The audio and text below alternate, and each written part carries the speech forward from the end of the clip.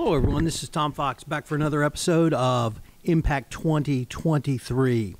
Today I have with me Alex Edmans, author of Growing the Pie. Alex, first of all, welcome, and thanks so much for taking the time to visit with me today. Very welcome, Tom. It's great to be here. So what's the thesis of your book and in your visit with us today here at Impact 2023? What I wanted to do was to shift our dial as to what it means to be an ethical business. So we often think that ethics is about doing no harm. We don't mistreat our workers. We don't underpay taxes. We don't pollute the environment.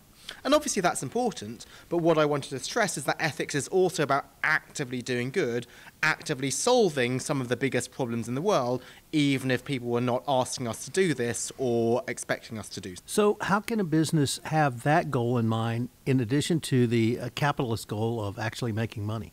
Because these two goals are actually intertwined. So the reason why the book is called Grow the Pie is that purpose and profit are actually reinforcing each other. So what is the pie? That's the value that a company creates. And we often think that it can be divided between profits to investors and value to society. And so you think that if you give more to society, that means a smaller slice for investors in the form of profits. But if companies are innovating, trying to solve some of the world's biggest challenges, this grows the pie, this creates value. And yes, some of that value does go to society, but if you're creating more value, then some of it also goes to investors. And so why does it work like that? If you're creating value for society by delivering great products or great services, ultimately somebody will pay you for that, and that's why profits will arise as a byproduct. One of the themes of this conference to date has been there's a new generation on the horizon, a new generation in the workforce, a new generation getting ready to lead the workforce, and their values are very different. They do care about purpose. They want to work for a values-driven company, and that makes talent acquisition and talent retention critical in terms of purpose, sustainability, and an overall values-driven business. Is that part of what your research has turned up? It absolutely is, and it's part of my research, but also part of what I'm experiencing as a professor. So 15 years ago, when I first taught at Wharton, if I was to start mentioning purpose, people would have laughed me out of the room and just not attended my lecture.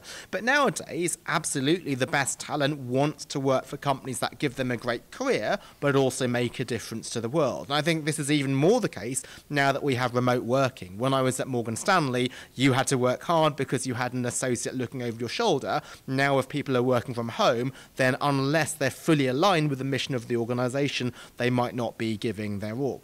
And so that's another reason why I think the pie growing idea works. If you're creating value for wider society, employees are more motivated, more productive, more likely to stay, and then in the long term that supports profits rather than being at the expense of profits. Could you give us an example or two from your book of where you've seen purpose drive an organization? Absolutely, and the example I used in today's talk was Vodafone launching M-Pesa, which is a mobile money service in Kenya, which allowed people to transfer money from phone to phone. And why that was so powerful was at the time, 15 million Kenyan adults had no access to banking, and because they now had access to finance, this lifted many of them out of poverty. And so why I think that's a great example of my view of ethics is nobody was expecting Vodafone to solve this problem of financial inclusion. Vodafone is a telecoms company. Had it not developed M-Pesa, nobody would have said it was unethical. But again, ethics is going above and beyond, doing things that people were not expecting you to do. They thought if we have a technology that allows people to send text messages, if we can repurpose this technology to instead allow people to send money, then this will create a lot of value for society, even if nobody's expecting us to do it. And in the long term, they were able to charge a small percentage of every transaction, and that's why it also led to profits as well as social value.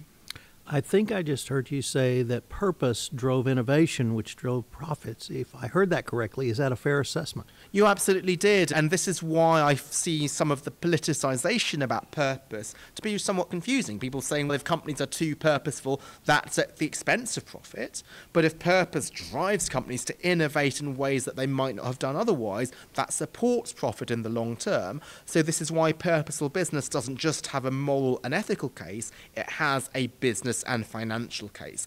I am an ex-investment banker. I'm a professor of finance, not philosophy or business ethics. And why I can be so passionate about purpose is it has a commercial case as well as a societal case.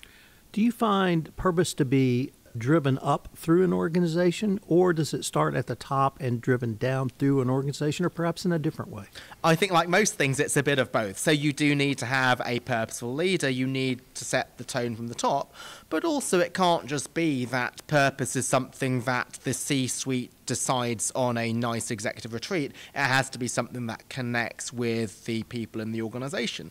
And so then what does that mean in a practical level? It means when an organization wants to come up with its purpose, it must involve everybody within the organization, including the employees, because employees might have a different view as to what the purpose of the organization might be. Some organizations, I know, they speak to their customers, because any business needs to be customer facing in order to have a revenue stream. So what are the products and services that most resonate with customers? What would customers like the company to do, and how would they like it to change? And so what we'd like to look at is both internal stakeholders but also external stakeholders. Alex, unfortunately, we are near the end of our time for this episode, but I wanted to thank you for taking the time to visit with me today. You're very welcome, Tom. Really appreciate your interest in my work.